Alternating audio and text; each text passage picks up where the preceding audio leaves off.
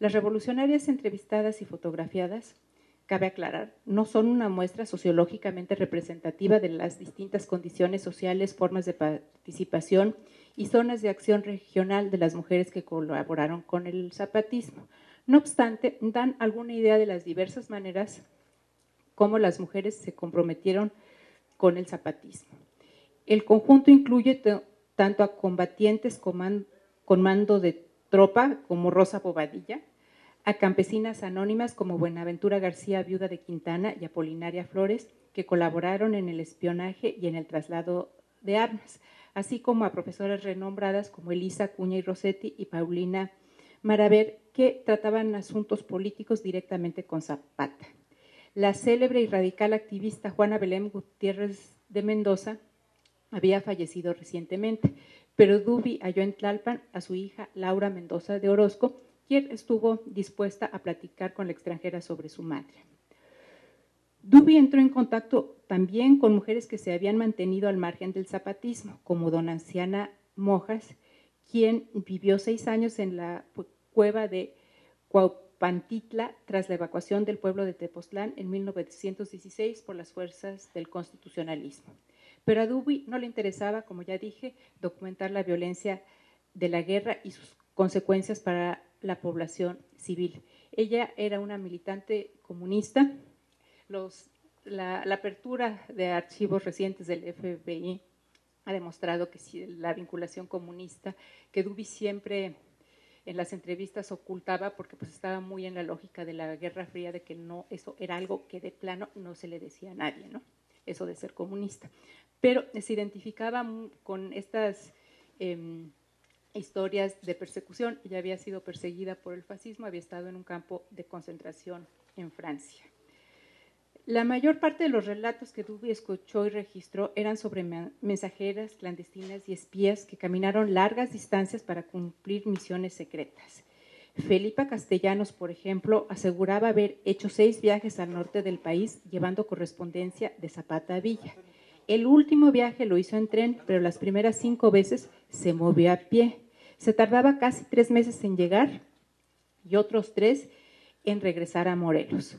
Vicenta Flores, responsable del comercio zapatista con pueblos de Guerrero, viajó 7 veces a ese estado para traer ganado y cotidianamente transportaba víveres de la Ciudad de México a Tepoztlán o a Cuernavaca. A veces tomaba el camino por Ozumba y otras por Atlisco. Para lograr sus misiones, las mensajeras generalmente se hacían pasar por comerciantes y ocultaban los documentos en cañas de azúcar huecas o en dobladillos de las faldas. Obtener armas y parques era aún más arriesgado y exigía usar distintas estrategias de encubrimiento. Mercedes Haro vendía leña para disimular que su casa en Tacuba era un centro de distribución de armas. Haro también se desempeñó como prebosta. Durante la breve ocupación zapatista de Cuernavaca, tuvo la responsabilidad de imponer el control de precios y localizar y distribuir víveres que estuvieran en manos de acaparadores. Las tareas de prebosta eran muy importantes, pero a Duby le atrajo más la personalidad de Apolinaria Flores, espía y curandera que atendía a heridos zapatistas con herbolarias y métodos tradicionales.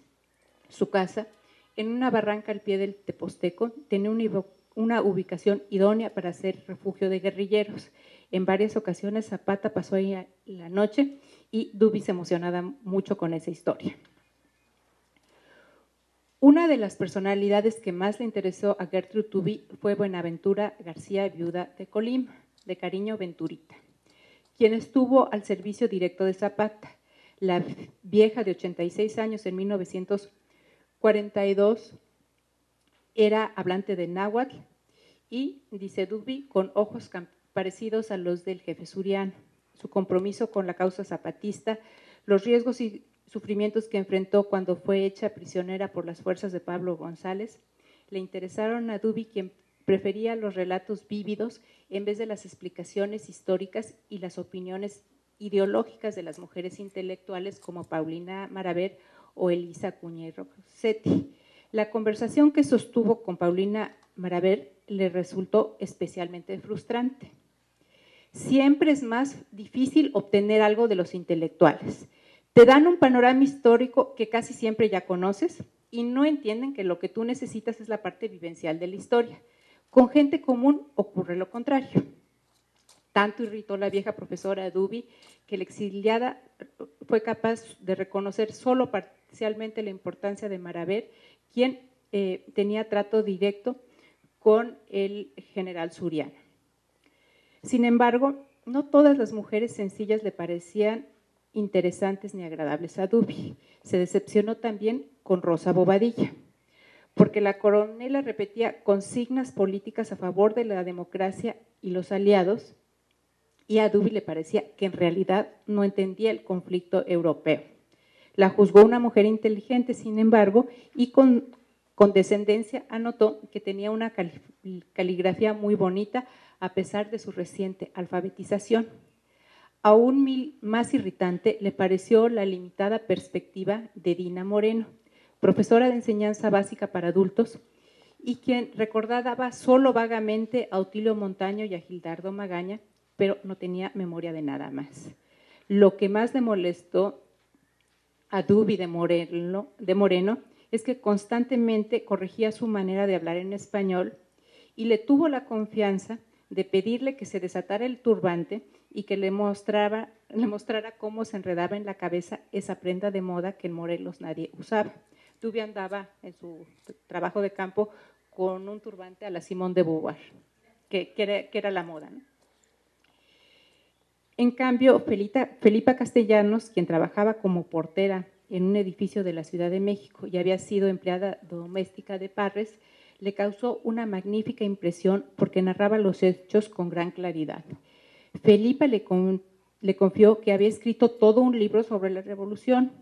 Duby no logró vencer su desconfianza y convencerla de mostrarle el manuscrito, ni siquiera de enseñarle los documentos y las fotografías que ocultaba detrás de cuadros colgados en los muros de la portería donde vivía. Quizá Duby no insistió más porque sabía de los temores que atormentaban a Felipa desde que un bebé murió en sus brazos durante un ataque de los federales. Duby emprendió la investigación zapatista con seriedad, entrega y compromiso militante. De eso no tengo la menor duda. Pero sigo sin entender del todo que Duby dejara inconcluso un proyecto que le era emocionalmente significativo y al que le dedicó mucho tiempo de trabajo. Puedo especular que en esa decisión pesó desde luego la fascinación que le despertaron los lacandones y el ambiente selvático, además del interés periodístico que le permitía publicar sus crónicas y fotografías en revistas de amplia circulación. Pero quizá lo más importante es que el trabajo con los lacandones se inscribía dentro de la política indigenista gubernamental y eso salvaba a Duby de hacer un juicio negativo del gobierno que la había acogido como exiliada, pero que tenía en verdadero abandono a las mujeres zapatistas. Esto es lo que pienso hasta ahora, quizá después tenga otra explicación. Al rememorar sobre su vida, Duby apenas dedicaba unas palabras al proyecto zapatista, que si bien lo ocupó solo unos meses de sus 93 años de vida, constituye un registro excepcional de mujeres rurales y pobres que de otra manera hubieran permanecido completamente desconocidas.